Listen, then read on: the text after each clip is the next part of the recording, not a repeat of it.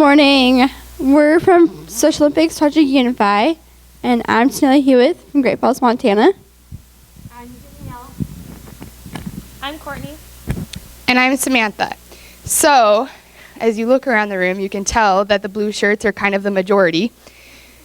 So, just out of curiosity, blue shirts you can answer too. Who's heard of Special Olympics? Okay, who's heard of Project UNIFY? All right. So, for those of you that aren't wearing the blue shirts, we're just kind of curious to know what drew you to this session. So if you want to volunteer and tell us why you decided to come here, raise your hand and I'll bring you the mic. Students at our high school just don't know very much about this, so I would love to let our students know at our high school more about this. So I want to gain my knowledge on this as well. Very cool. Okay, so we have like an opening activity for you guys. If you look on the chairs in which you're seated, you should have a piece of paper and markers. And what we would like you to do is translate the following Latin phrase on the slide into English.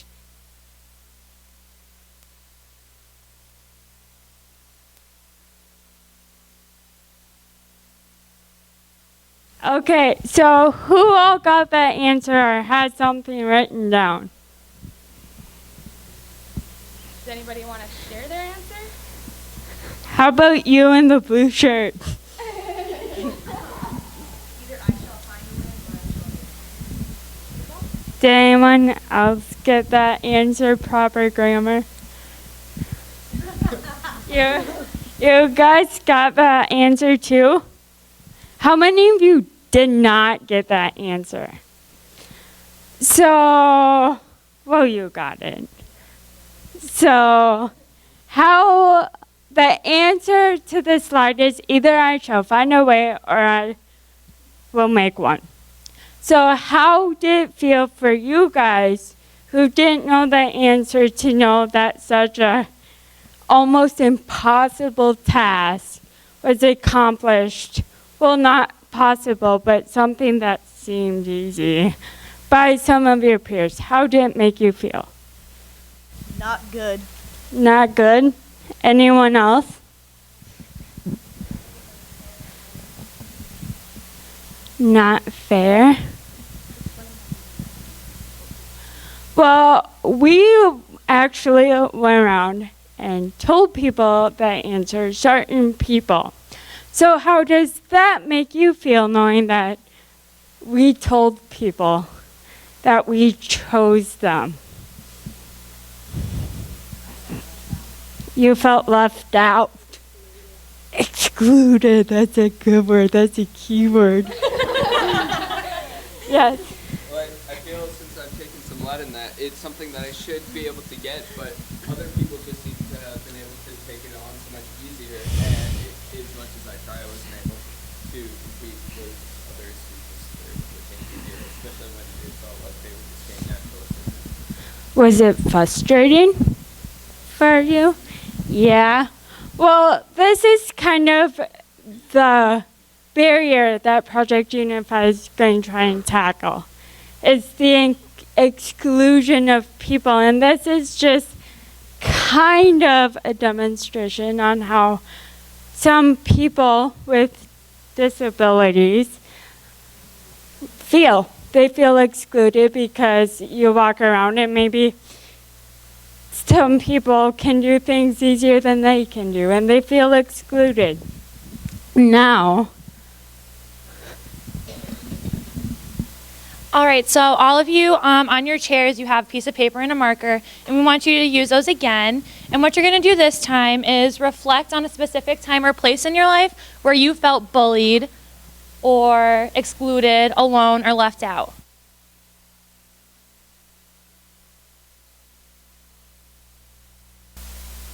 Okay, you guys can keep writing, but we're going to share some of our examples from when we felt alone or excluded or left out.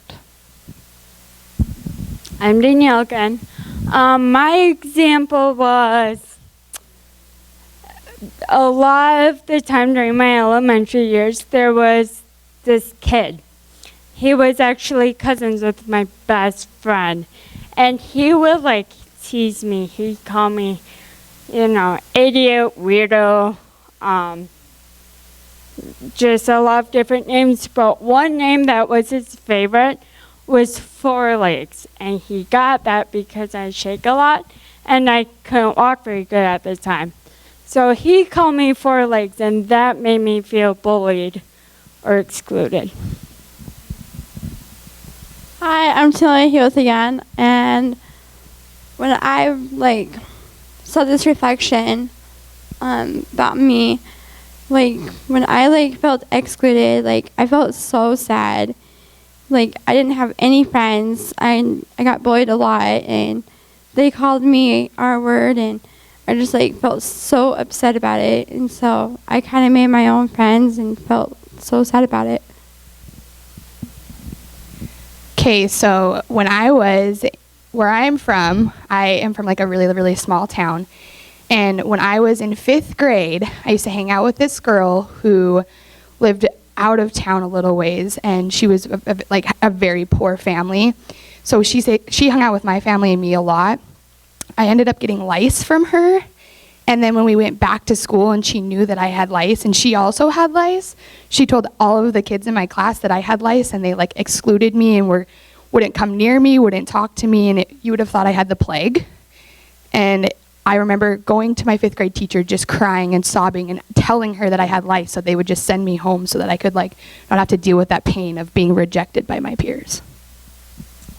One time when I felt alone or excluded or bullied in my past experiences was actually around my friends.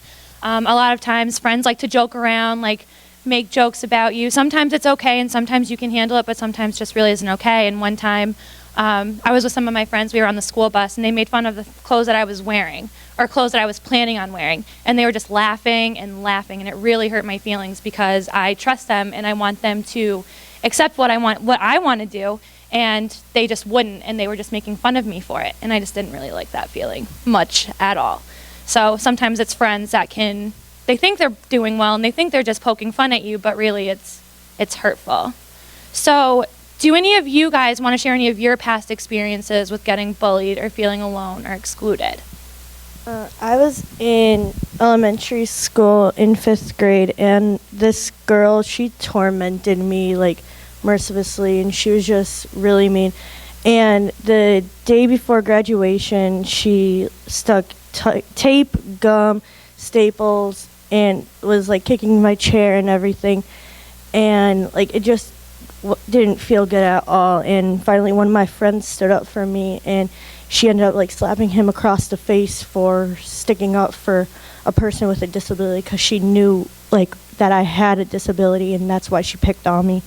And then I was also picked on through middle school too, where I was actually glued to my seat, and I got dimes and nickels and even quarters thrown at me at the back of my neck, and I actually had a small well at the back of my neck my senior year of high school.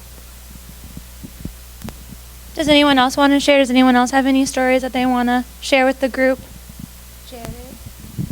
When I want be the team manager for football, they won't let me ride the bus with the football team. How about somebody not in a blue shirt? Does anyone who's not with our group want to share an experience that they've had or that they learned a lot from with the rest of the group? Remember, we're a judgment-free zone. We love everyone. No judging here. When I was in elementary school, I rode the bus with about 3 other girls the same age as me. And what they would do is, I would be sitting in one seat, and they would be sitting in, the seats surrounding me. And, whenever the bus would stop, one would throw something at me. And then the other one would probably, smack my head from the back seat. Someone would probably, throw water on me. And it was something that I had to kind of cope with. And we talked about it, and now we actually kind of get along since we're juniors in high school now, so. Anyone else? Yeah. In 6th grade, there was one girl, her name was Sydney, and we ended up being best friends all year. And then 3 weeks before school got out, she turned on me, told everyone all my secrets, and I just felt like I couldn't trust anyone and that she had just used me. And it just made me feel really excluded. All right, so I really appreciate all of you for sharing. That was really brave, and we really do appreciate everything that you shared. And I really want you to kind of keep track of these feelings and these experiences that you've had, even if you didn't share them. Just keep that paper with you and keep them in the back of your mind for something we're going to do a little bit later, all right? All right. Okay. All right, so our agenda for today, we're just going to talk about a few things that Project UNIFY has to offer. The first will be inclusive school environments. The second is going to be spread the word to end the word. And we're going to talk about Partners Club and unified sports.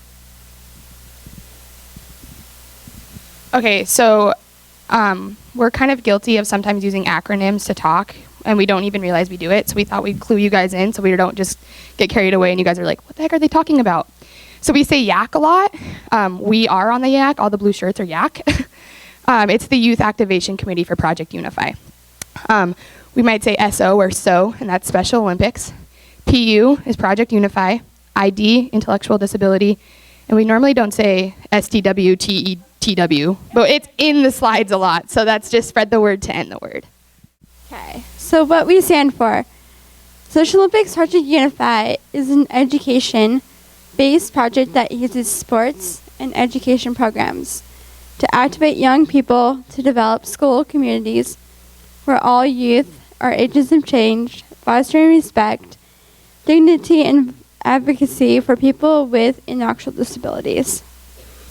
So this is our Project UNIFY goals. It's just a little map to kind of say the stuff in the gray is kind of what things are like now, and the stuff in the red is what we want to get to. So right now, we include those with intellectual disabilities. We want to get to being unified with students with intellectual disabilities. We don't want to feel like we're including them and doing something nice. We want to have them be part of the groups we're in, and have them be part of the whole student body.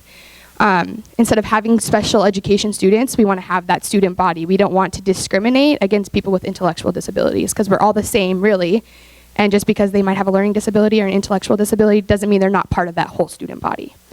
All adult-led.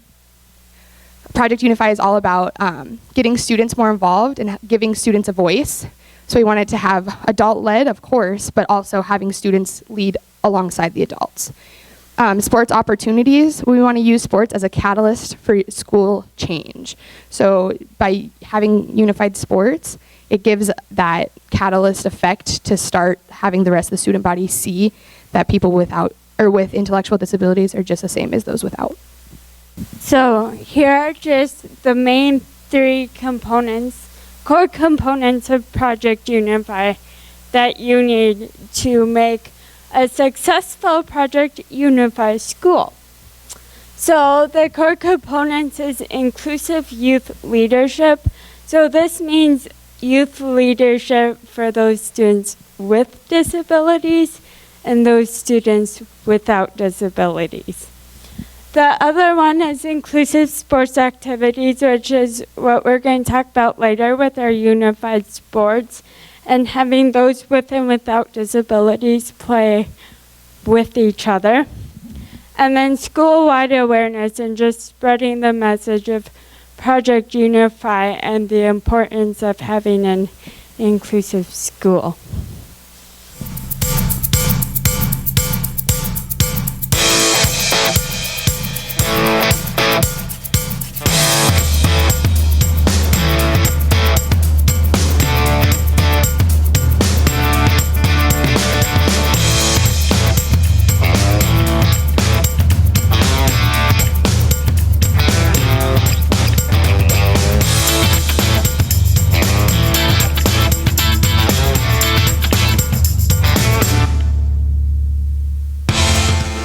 Special Olympics has changed the lives of all of its athletes, and has really changed the lives of Kathleen and I know it can change yours too. So be a fan of respect, be a fan of fun, Be a fan of friendship, and be a fan of Special Olympics. I know it can change your life.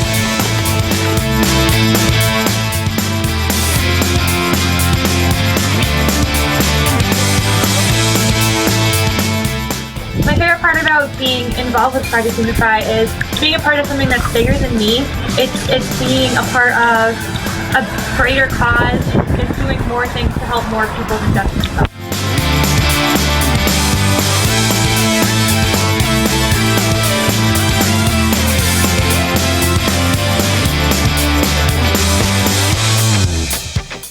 Project UNIFY means to me unity and acceptance.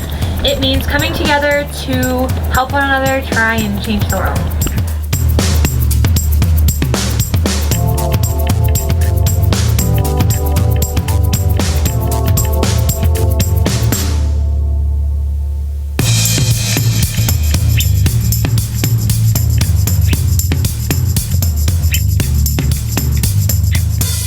My favorite part about being involved in Project UNIFY is the friendships that are made and the stories that are told.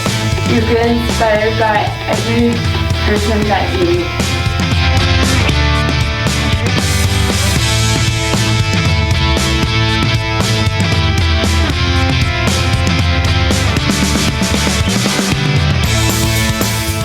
Other youth should get involved with Project UNIFY because it teaches you to look around and accept people for their uniqueness and individuality, and to learn that there's more than just what makes them. Yeah.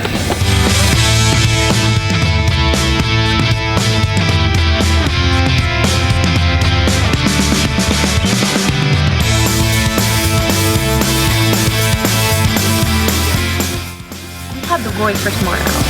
We have the ability to change things for our future, and we have the ability to make lives for individuals with intellectual disabilities brighter in the future.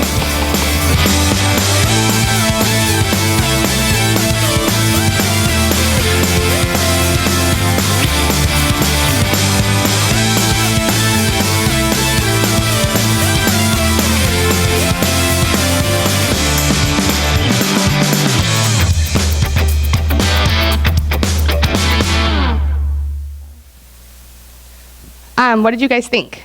Was it like powerful for you? Did it like ignite some flames? Make you want to kind of get involved? Okay, so we're going to talk a little bit more about inclusive school environments. Good. Okay, so I'm going to tell you a little bit more about my story. So I'm Samantha. I'm from Great Falls, Montana. I'm 20 years old, and I'm a sophomore in college right now. I got involved with Special Olympics when I was a freshman, and it started out with me just wanting to go ski and get some volunteer hours.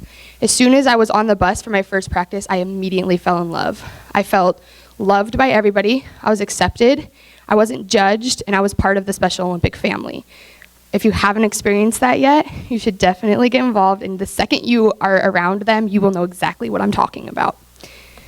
So my story with promoting inclusive school environments goes back to my senior year. My summer going into my senior year, I went to the National Bridge meeting in Nebraska, and after having some conversations and listening through all the sessions, I noticed that my school wasn't inclusive, even though I had this image that it was, and I decided I needed to change that. So what I did when I went home is I wrote up this self-contract that said I was going to start a letter program at my school for Special Olympic athletes. I framed it and I hung it above my light switch so that every morning it was the very first thing I saw. And that was exactly what I did. I worked my butt off to make sure that happened. And as of last year, we have had like 6 people from my high school letter from Special Olympics. Also, alongside one of the captains for our football team, we created something called the Honorary Co-Captains Program. And I'm sure you guys have seen, like, in the middle or at the beginning of football and basketball games, the captains go out and do the coin toss and stuff like that. So the Honorary Co-Captain program picks one Special Olympic athlete a week for the home games, and they get to go out and do the coin flip and meet the other team's captains and stuff alongside the captains from our team. And it was really, really, really accepted in our community, and now we have like 6 high schools in Montana that have actually like adopted that program. And that was actually started by somebody who wasn't involved in Special Olympics. So it just shows that people other than those involved in Special Olympics and Project Unify think that inclusive schools are important. So that's my story. So Project Unify is a whole school approach. It's not just for a couple grades. It's not just for high school or college. You can start in the preschool and elementary program with young athletes or get into it. The curriculum is free and it has a bunch of really cool tools that you can use to promote the initiatives of Project Unify. You can have Unify days, use the website information and activities and friendship to promote those initiatives, have fans in the stands and assemblies. Middle school, there's a lot more options than little kids. So you can have unified sports clubs, use the Get Into It curriculum again, youth summits and rallies, do R-word stuff along with partners clubs, and still do fans in the stands and things like that. And you can also have essay contests asking things like, what is inclusion, or what should inclusion look like? In high schools, you can have unified sports using Get Into It again, unified days, actually participate as unified partners, and go to Special Olympic games. Also, you can do social networking, essay contests, editorial writings, volunteers, fans in the stands, and more assemblies and rallies. So we had a bunch of statistics that we were reading, and these two really stuck out to us. 2/3 of school liaisons observed that Project Unify helps raise awareness about students with intellectual disabilities and increases opportunities for students with and without intellectual disabilities to work together. 3/4 of participating students said Project Unify was a positive turning point in their life and that they became more patient, learned to compromise, and in 2/3 of instances, they said they learned that they have things in common with peers with intellectual disabilities. So what is Project Unify? I think we've kind of told you a little bit about it, but you don't know all of the options. So there's a bunch, these are probably not even all of them, but these are the big ones. So you can hold school assemblies promoting inclusion, pep rallies including inclusion, things like honorary co-captains or having somebody with an intellectual disability maybe on the cheerleading squad at those peer pep rallies. Get Into It, spread the word to end the word campaigns, fans in the stands. Fans in the stands is probably the easiest thing to do. All you have to do is just go to a Special Olympic event and cheer and just be the fan that they are for you when you're competing. Partners clubs and youth committees, youth leadership, unified sports, and young athletes. Young athletes is, you can't compete in Special Olympics until you're 8. So young athletes is just giving the kids younger that aren't old enough to compete yet a chance to kind of enhance their sports skills and learn coordination and things like that to get them ready to compete when they are old enough. So these are just a couple of resources if you want more information. You can contact your Special Olympics state office and they can get you hooked up or give you information with whatever you're trying to get more information on. You can launch the curriculum in your school. It's a free curriculum and it's awesome, and you can use, there's cool games you can play. There's movie clips that we'll show you in a little bit that show inclusion and examples of inclusion and teach lessons about it. You can get involved with your state YAC. So each state is going to have a youth activation committee if they already don't. And if you're interested, you can just go and hopefully get on it and start making a difference in your area. And then this is the Special Olympics website, and that has a lot of information that you guys can utilize as well. And these are the movies that move clips.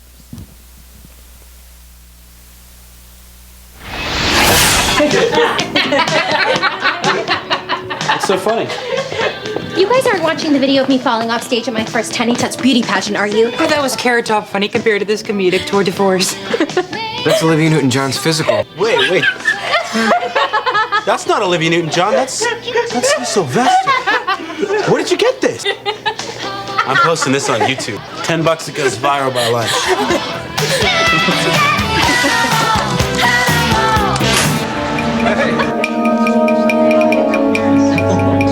This is not happening. The cruel slow motion laughter is just your imagination. You're Sue Sylvester, legend. They're not laughing at you because of your physical video. Just calmly pour yourself a cup of joe and focus. Wait, what's that smell? Dear God, that's coffee. It's usually masked by the smell of fear. Sweet, merciful Lord, this is happening. You're being laughed at in slow motion by a room full of inferiors whom you used to terrify. I never really understood how hard it is to be laughed at, particularly in slow motion. I try to make it seem like nothing can touch me, but boy, Jean, I'm so sorry you ever felt that way. I'm sorry I didn't protect you more. Remember what we used to do, Sue? Whenever I got sad, we helped at the animal shelter to get back. Because there's always someone who's got it worse than you do.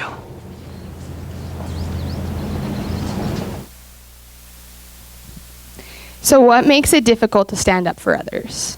We obviously saw in that video that she, when she was talking to Jean, didn't stand up for Jean when Jean was being laughed at. So does anybody have any ideas why it's so hard? When you see something wrong going on, why is it so hard for you to not say the right thing? The fear of being rejected by your peers and not being respected for your beliefs and thoughts. Anybody else?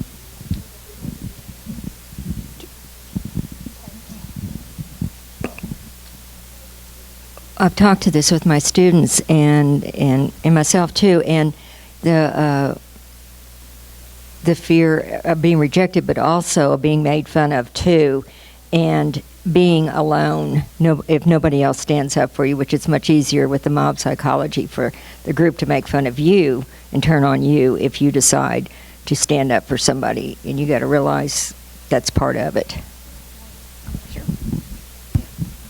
Like everyone said, basically the fear of being put into that position, and also the fear of not knowing the right thing to say at the time.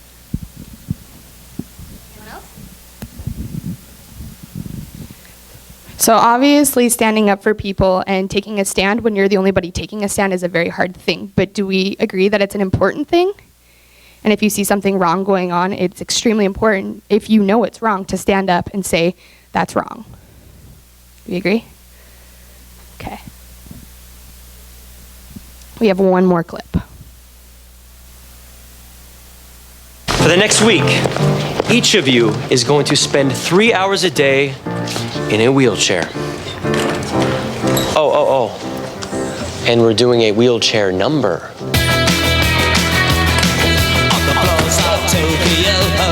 Down in London town to go. With the record selection and the mirror's reflection, I'm a dancing with myself. When there's nothing to lose and there's nothing to prove, but I'm dancing with myself.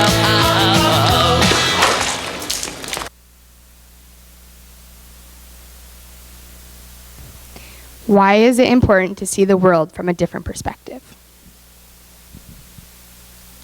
Because it's basically seeing the view from another person's point of view, walking in their shoes at the same time learning what you've been doing wrong to those people and see how they feel about it.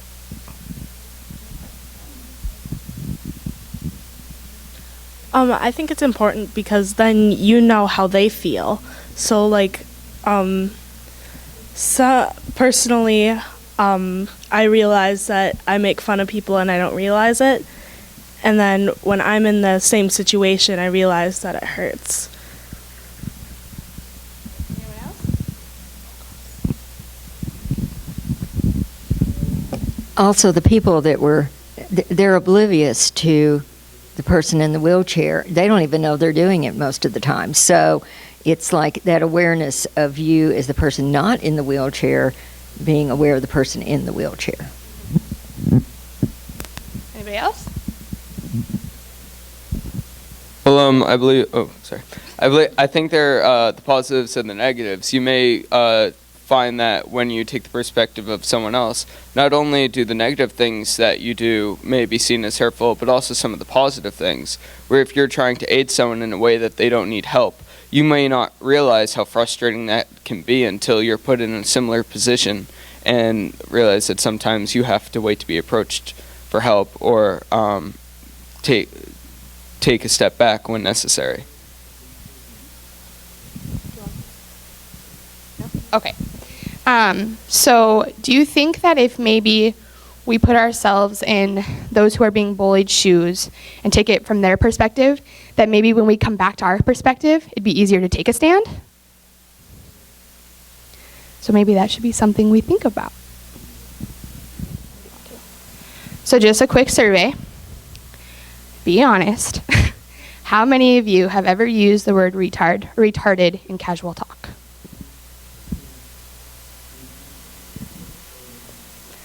Okay. Now we're going to introduce the campaign Spread the Word to End the Word, which is a campaign it's a campaign, and what I really like about it is that it was all youth-led and driven, and was youth that said that they did not appreciate the derogatory misuse of the word retard or retarded, and they took a stand to change it. And they created a huge campaign that is now found in many, many schools. And so Tanelia is going to talk more about it.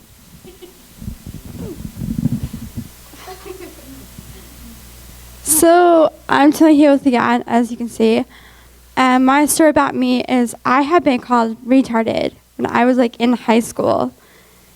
And it felt pretty upset. I was crying and sobbing. And I finally told my mentor, Sam, about it.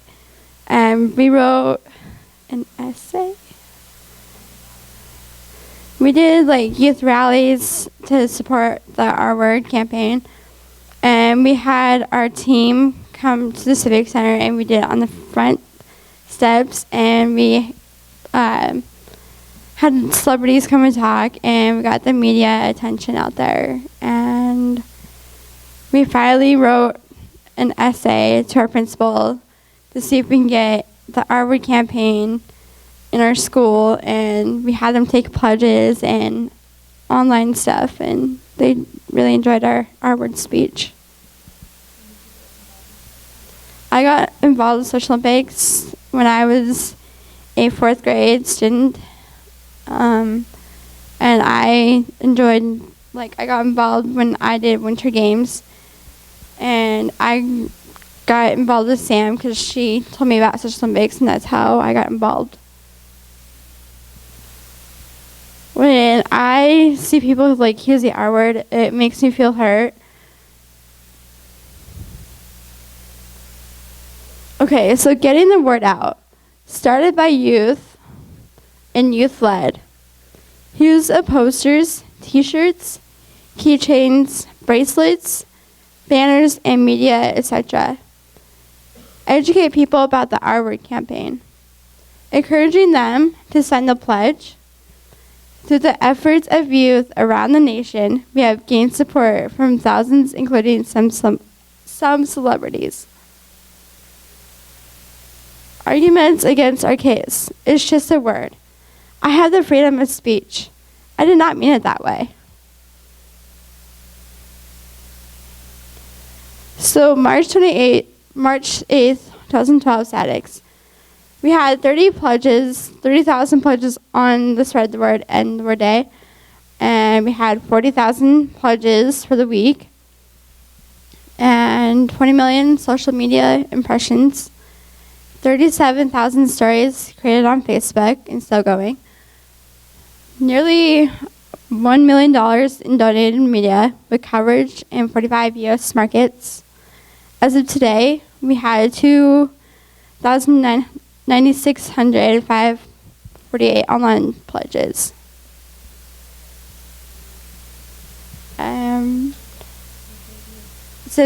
This is an Our Word video. She got on stage and called him emotionally retarded. It's like, Guy Ritchie called me retarded. I also called Guy Ritchie retarded. Speaking of retards, we'll be right back to talk about Levi Johnston. Whoa, wow, well, that's retarded. I was like Cupid's retarded little brother. Chloe is retarded at directions. We're going to end up watching this whole retarded Russell Crowe show. First of all, I'm very uncomfortable saying that. You know, the R word. You don't call retarded people retards. It's bad taste. You call your friends retards when they're acting retarded. I'm sorry religion is so retarded, but it is. Everybody knows you never go full retard. Like, it's an exercise in retarded homophobic futility. No, ma'am, I'm not a retard. I couldn't believe a retarded retard like him anyway. You guys are retarded. Don't ever say that word to me again. I mean it. These guys are my friends. So we challenge you to make the pledge, and you can see there's an online site that you can go to. Usually we hold an event first Wednesday of March. Every year is Spread the Word, End the Word Day. So we want to do something to make a change in your environment.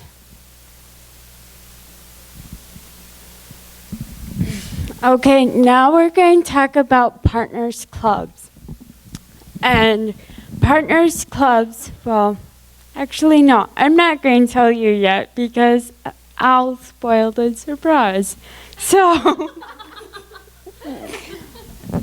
okay, so I got involved in Special Olympics when I was in 5th grade. I was born with cerebral palsy, which is an intellectual disability. And in elementary school, I did not do so well in school. Actually, the only reason I got good grades was at my IEP meetings, the teachers told my mom, like, we just felt sorry for her, so we passed her. And actually, that school that I was in wouldn't even let me join Special Olympics because they said I wasn't severe enough, which we didn't quite understand. And then we switched schools, and the reason we did that was I went home one day because there was like a week on end where my teacher like did not answer a single question I had. And I'm like, Mom, this is so frustrating. I was like 4th grade. She goes and talks to my teacher, and my teacher's like, well, why should I let her ask questions? Like, she's stupid. She won't even understand when I explain it to her anyways. So then my mom took me out the next day, and I transferred schools and got involved in Special Olympics. And Special Olympics has changed my life through sports. I grew confident in myself. I think that's most important.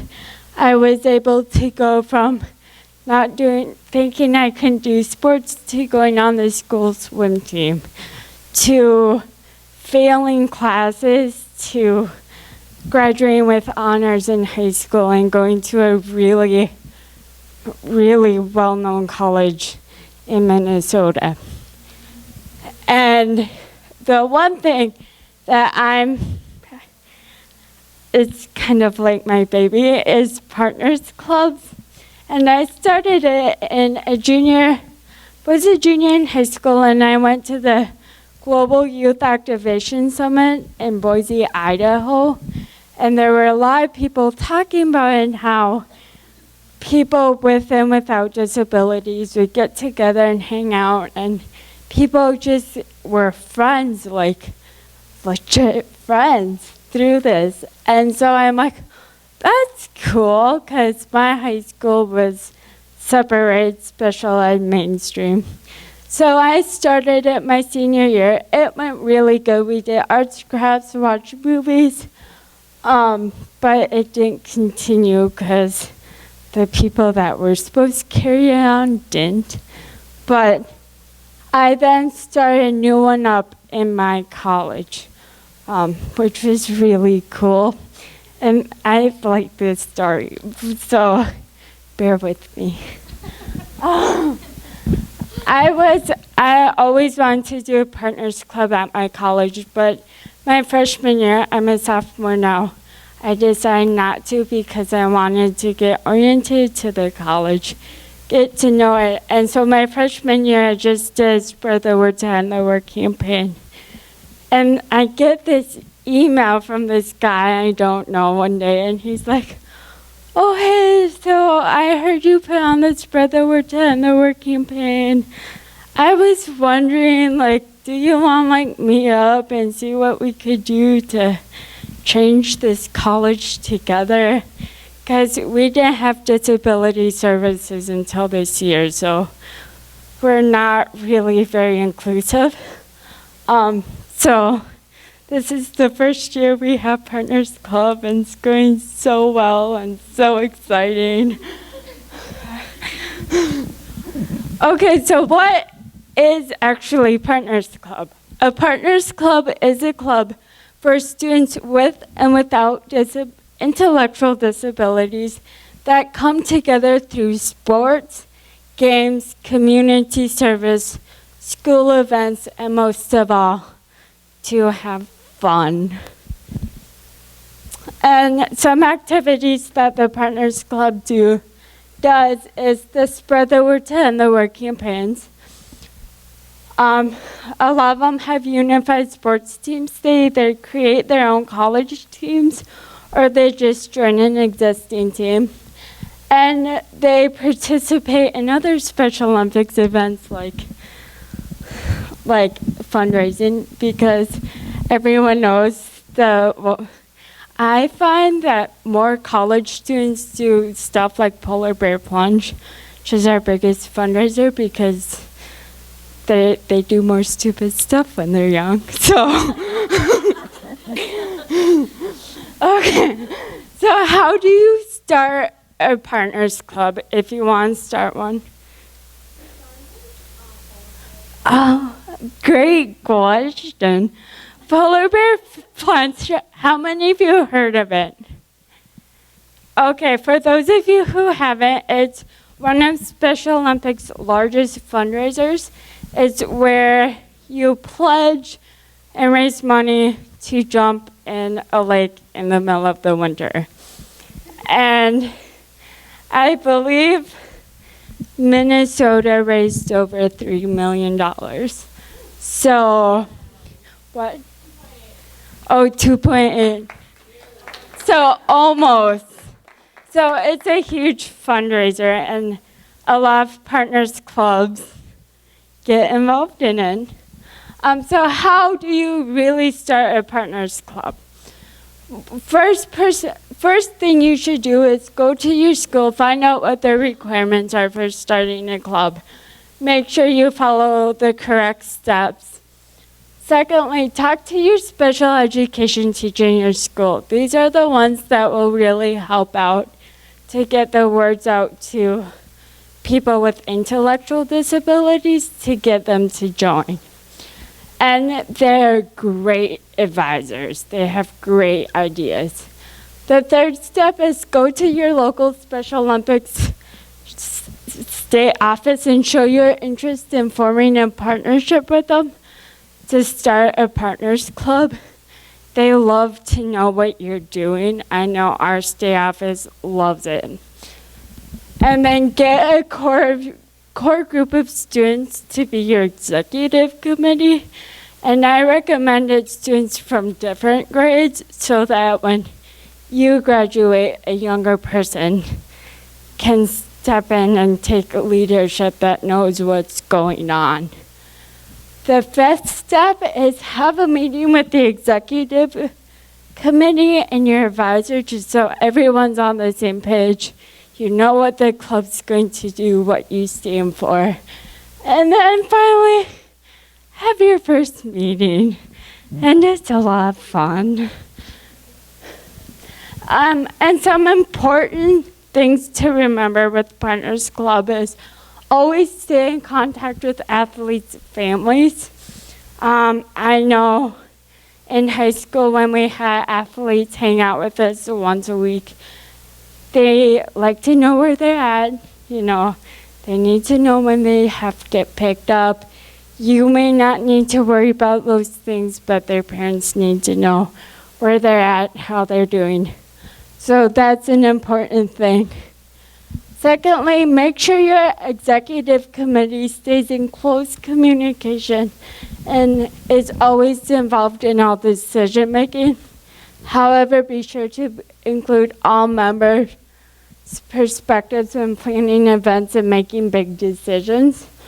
So pretty much my rule is the group makes the decisions, but when push comes to shove, it's the exec committee. And this is a great way to promote youth leadership. Not only among your exec committee, but among your whole club. And the third way is remember your purpose.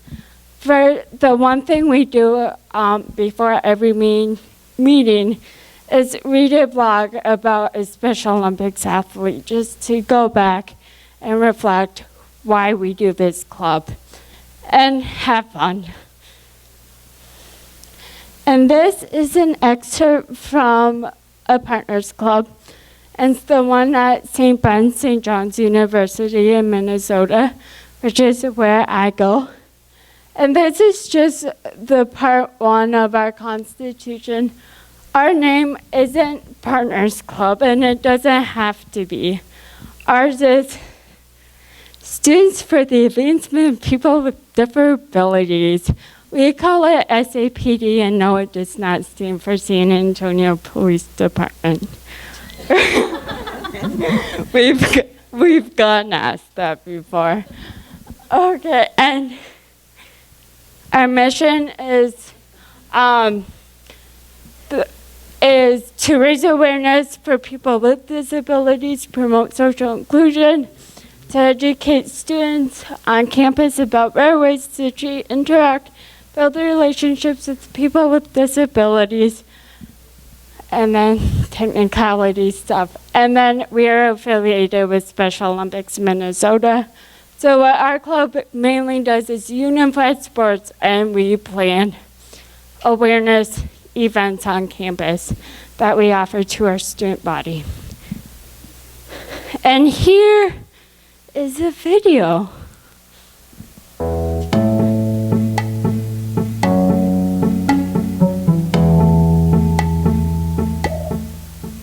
Being partnered with Donnie, I get a lot of joy and excitement out of it.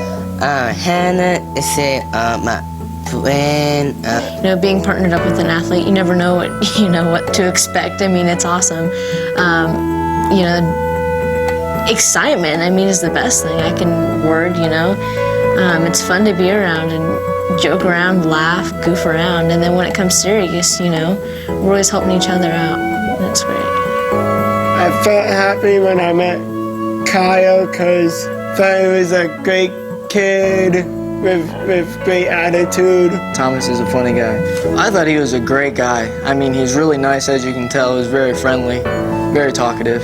And so he just pretty much opened up to me, and then we just had a conversation. Ever since then, we've been buddies. We're happy to hang out with each other because we're like buddies.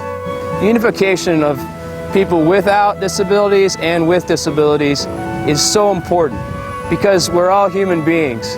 We all have something to contribute, something to share. It just really shows that, obviously everybody's part of the human race. It's just we need to communicate that message and convey that message so people with disabilities are treated equally. They're just like us. We're all people, There's no one's different than the other. And I think that's one common mistake in America and the world, that people assume that just because they have intellectual disabilities and they're different. Thank you.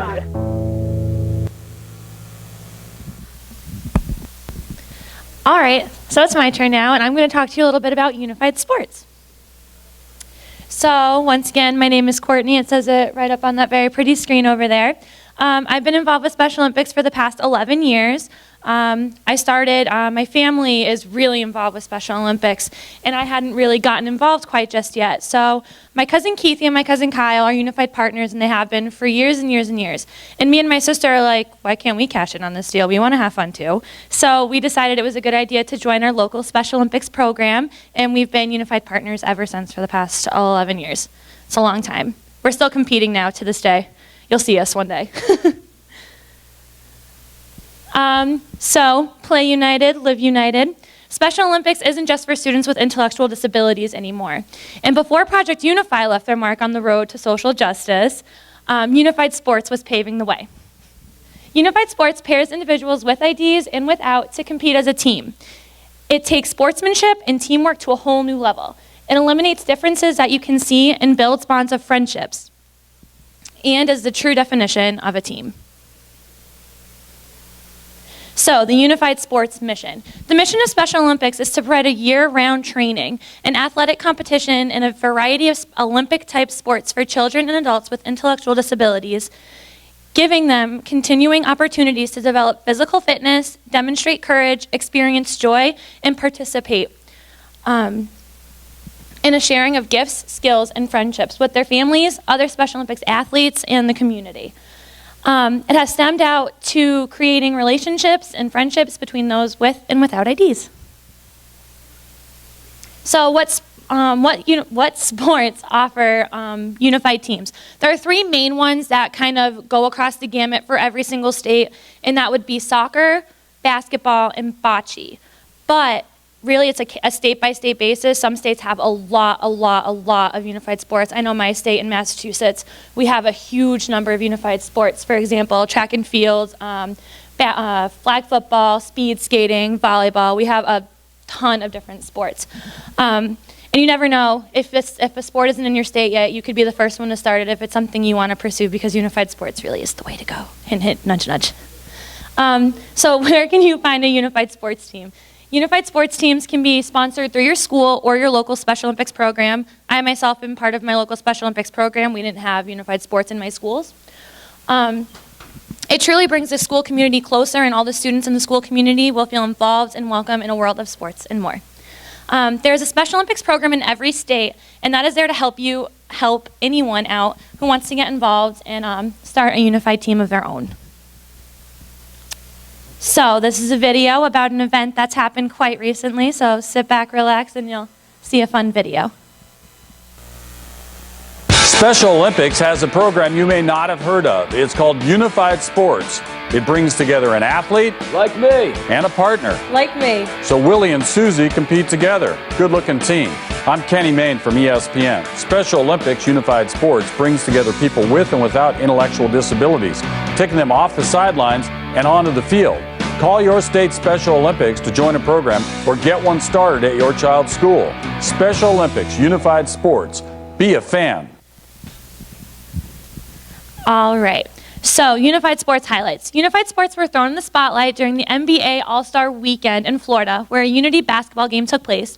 NBA superstars participated and watched unified basketball teams play and were exposed to the Special Olympics world in a whole new way, which is really good for Special Olympics. So what does this basically mean, all of this mumbo jumbo? It means that Special Olympics is for everyone. We don't discriminate. If you don't have a disability, if you do, anyone is welcome, anyone can participate, and anyone can have fun. So, I'm going to hand it off to Sam again. Okay, so remember those things we wrote about where we were talking about how you felt excluded at the beginning? Dig those back out. We're going to talk a little bit more about them. So we said that once you put yourself in someone else's shoes, it's easier to take a stand, right?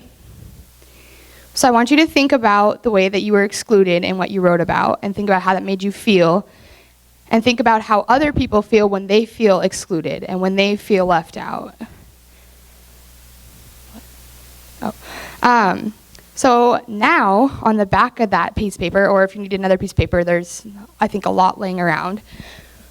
I want you to write how you can take that experience that you wrote about earlier and transform that into making you a leader and help you be an advocate for those who are bullied.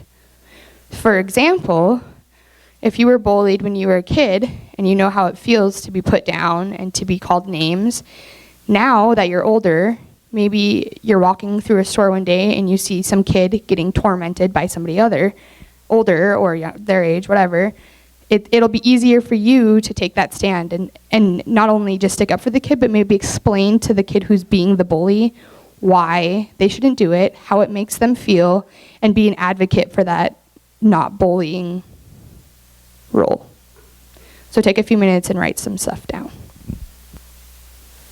So we want to hear from you guys a little bit about how you can take your experiences and turn them into leadership roles. I think that having those experiences that we have really drives us to use them and stand up for what we believe in, because we know how it feels to be, in those situations. And I think that standing up really pushes others to do the same, and that it's really important to change yourself as an example for others. Me, myself, I would make a video to talk about, like, my experience, like, even, like, not even talking, like, doing, like, the index cards like we've done for, like, the R word. And I'd, like, write down my experience on index cards and, like, just keep flipping them and tell people it's not okay to bully others, to live in their shoes and see how they feel about it. And if I see someone else getting bullied, I could stand up for them no matter what the consequences to your social life are. Tell a lot about my experience. I'm just like you. When I can all work together for good for everybody. Well, I believe that since we're not really differentiated by our abilities or differabilities, as Danielle would like to coin, so I believe what really makes us individuals and what makes us unique is our experiences, and that's what makes us who we are. So if we're able to utilize that to their full potential, we have a set of experience that no one else has, and that's what we really need to depend on for our leadership ability and what we can really use as our drive to make change happen. I was just going to comment, I think the best way to share our own experiences is to allow someone to experience it themselves. So I think it's really important to invite those people who are doubters or, don't really get it to actually come to our events, and then they would have that experience themselves and be able to advocate and share on their own after that.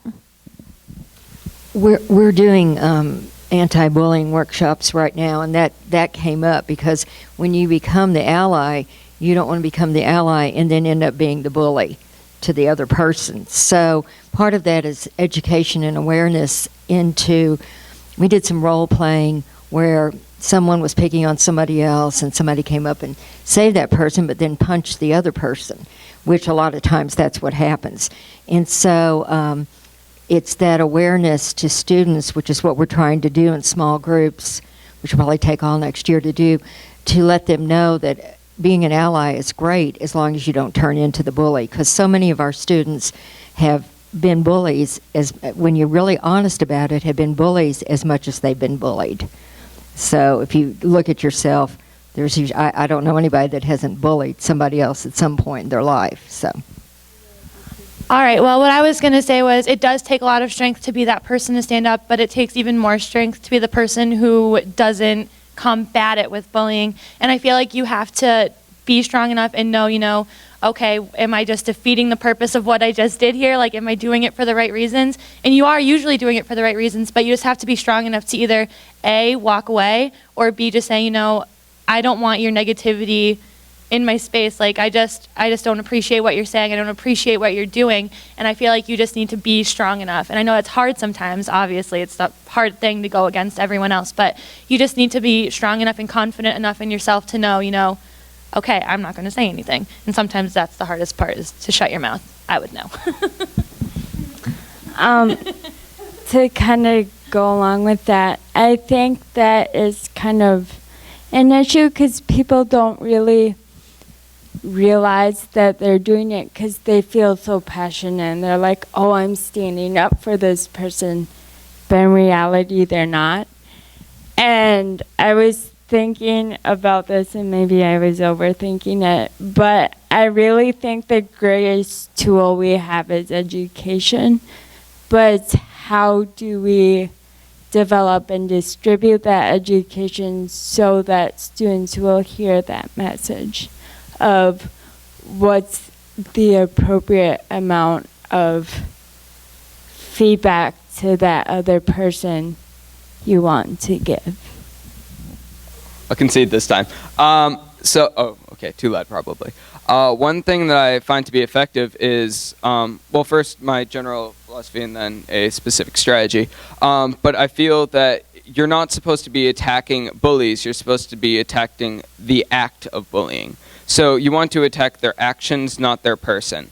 And the way I find to do this most effectively is, if you've ever heard the phrase "kill them with kindness," if you find a bully and they're picking on someone and you intervene and they start attacking you, instead of attacking back, tell them thank you, tell them you love them, tell them they're great, give them a compliment.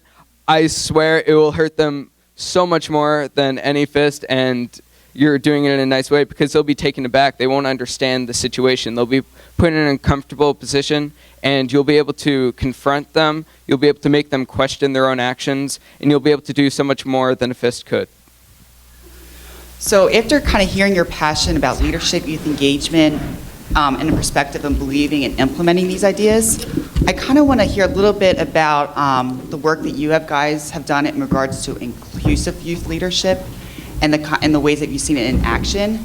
But more importantly, why do you think inclusive youth leadership is a better way of making positive social change compared to the typical norm of leadership, where it's maybe by the few who are the popular in a typical school, the easier kind of people with leaderships?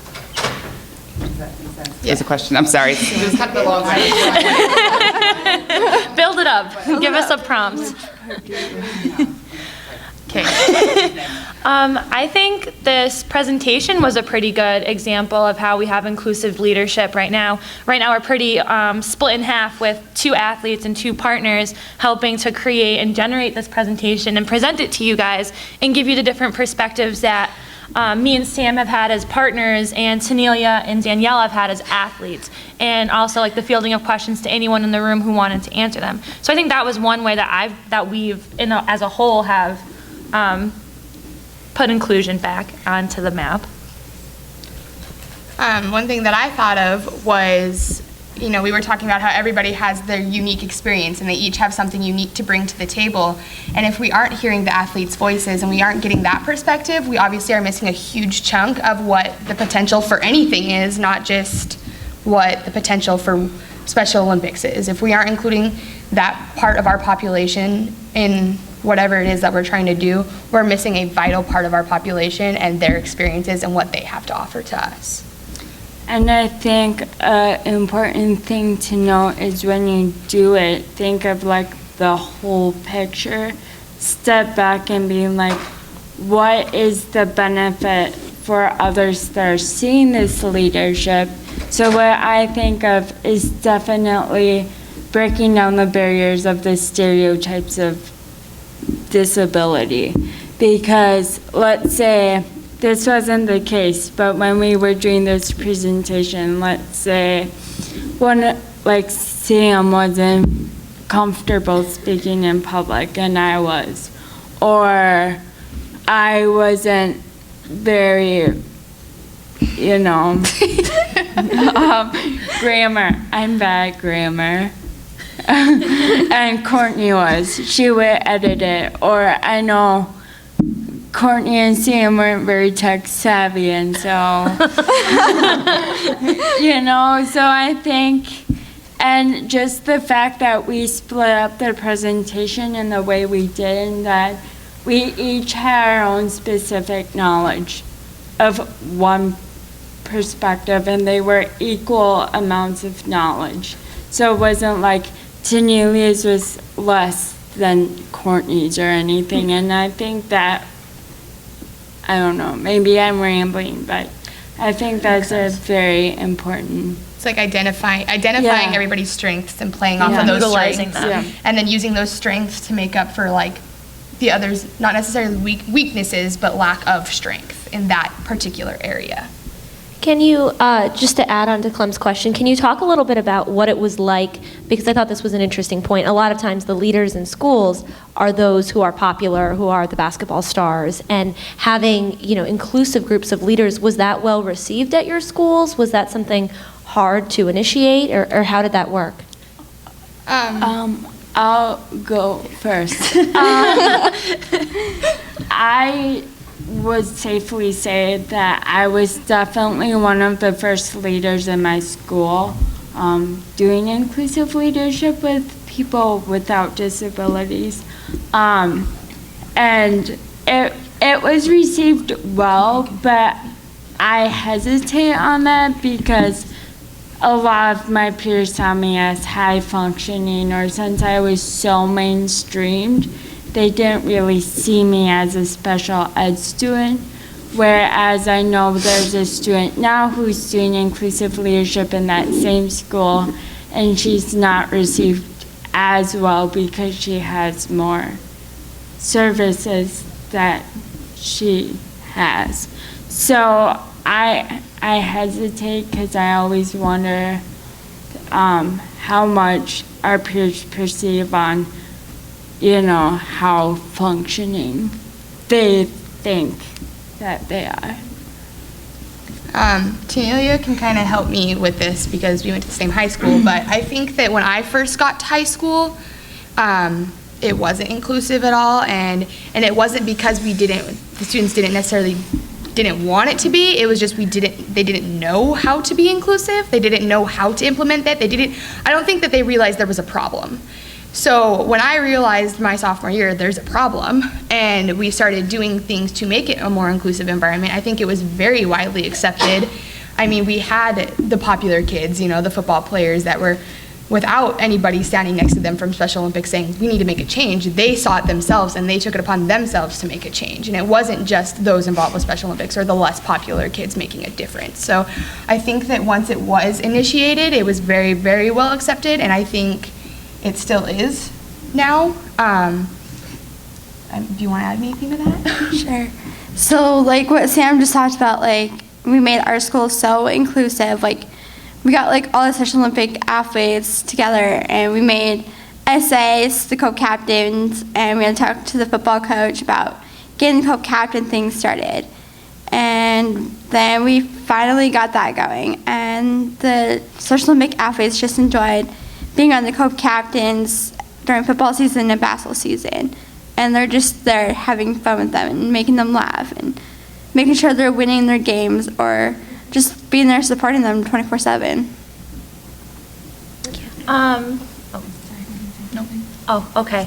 I was just gonna say from my experiences, it is good to have the popular person on your side. That never hurts, don't get me wrong. But sometimes it has to be like the unsung hero, or it has to be like the underdog, because you don't always get to, you may see, oh, the captain of the football team likes to do this, I wanna start doing this too. Or, oh wait, that person over there doesn't like it, maybe I should take a step back. You need to like try and use your own voice and try and get there, and not always rely on the popularity, but the message that you're trying to get across, because sometimes that can be better than just having the people behind to support you. I know that when I did a rally at my school, it wasn't the most widely accepted thing. People liked it because you got a free t-shirt, but at least we got the message out there and we got people thinking about it, even though we didn't have all of the popular kids saying, ooh, maybe I will think about it, maybe I won't, I don't really know how I feel about this.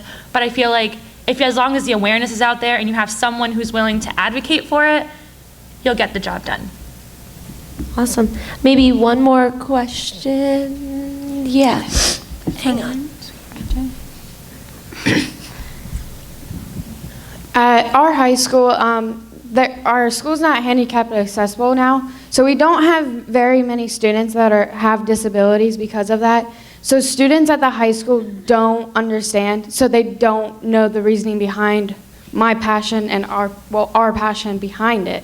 Right. So it's hard to get it out. What would your advice be for those? That's a good question. I love that question, by the way. I do too. I'm facing a little bit of a similar problem because this is the first year that our college has had disability services. We don't have the population to include. So what we do is we host a lot of education awareness programs. So like in 2 weeks we're having a whole week-long disability awareness week, and we have speakers about why this is important, and we really implement education, and we're bringing in the athletes to demonstrate what inclusive leadership will look like or can look like. So I would definitely use your Special Olympics State Office as a resource because they can definitely help you get the resources you need if you want to demonstrate that to your school. I'm just going to add a little, sorry, Jenny. I think that, like Danielle said, like education is definitely the best tool. Like you said, they don't understand. So getting them to understand is obviously a big ime And I think that it might seem small, but so I'm guessing you girls are involved in Special Olympics. So just having, like preaching your message, like saying, start with one student, start with one person that's maybe your friend that's not involved, and just say, like, it's great, it's awesome, I have so much fun when I'm there, I love it, and just preach that message, and then maybe bring that one person with you when you go to a next event. And then that person can get on your side. And just increasing your numbers one by one and getting them to see the magic and see that, feel what you're feeling and see your passion will rub off. And then you will slowly but surely get people on your side, which will increase the knowledge and the acceptance of it. So I'm also just going to throw in one quick little tidbit. We have a Facebook page. It's www.facebook.com. I want to say /Project UNIFY. Yes? Am I good? Perfect. Okay, there's a lot of information on that. There's a lot of blogs and personal stories that people like to share. So you can also go off of their past experiences if they don't have a school that's as inclusive as they'd like it to be, or if they don't even have a special ed department at all. Also reach out to schools, or also, like Danielle said, work with your Special Olympics state office, and you can find them at www.specialolympics.org. And they can help you and find schools that do have an inclusive program, and they can maybe pair you up with that school, and your school can do volunteering over there, or you can have a Unity Day games, or you can do a lot of fun stuff. R-word rallies. R-word rallies, those are always fun. I swear. Fans in the stands. You can just get so involved with this. I swear this will be a sentence-long statement. We're really good at the cutoff here. Sometimes you make the most powerful impact when you do baby steps instead of taking a whole issue head on. So I think that's a really important thing to keep in mind too. Compound sentence. So we have to be aware of everyone's time. So if you guys, Clem, if you want to help hand out the surveys, we have surveys for everyone to fill out, and then there'll be a volunteer at the door for you to collect them. I know the girls will stay here. Anyone in blue shirts, you can ask questions to as well. We'll all be sticking around, but we do have to end and make sure you get those surveys. But can we have a round of applause for them, because I think they were wonderful. Go to www.project-unify.org. We love websites in this organization. There's a bunch of materials for like educators, students, volunteers, everybody. So utilize that as well. And if you get too confused with all the websites, stop by our booth. We have all that stuff. We have a booth, and we have brochures, and we just love to hand them out. Thank you for coming.